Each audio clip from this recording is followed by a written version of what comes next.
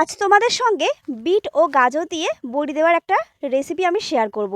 তার জন্য ছোট ছোট টুকরো করে গাজর কেটে নিয়েছি, মিক্সিং জারে একটা মিহি পেস্ট বানিয়ে নিয়েছি। এরপর বিটটাকেও একই রকমভাবে ছোট ছোট টুকরো করে মিহি পেস্ট বানিয়ে নিয়েছি। গাজর আর বিটেরই দুটোরই খুব ভালোভাবে এখানে রসটাকে নিংড়ে বার করে নিতে হবে। একদম কিন্তু জল রাখলে চলবে না, খুব ভালোভাবে নিংড়ে নিয়েছি।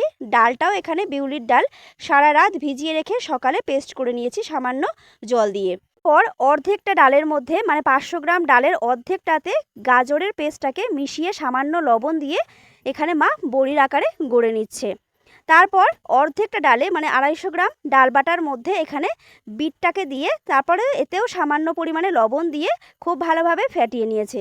আর ফ্যাটিয়ে নেওয়ার পর অবশ্যই জলের মধ্যে দিয়ে দেখতে হবে ভাসছে কিনা, তাহলে কিন্তু ফ্যাটানোটা একদম পারফেক্ট হবে। এভাবে বড়ি দিয়ে খুব ভালোভাবে শুকিয়ে নিলেই কিন্তু তৈরি হয়ে যাবে বিট গাজরের বড়ি। তোমাদের কেমন লাগলো অবশ্যই জানিও।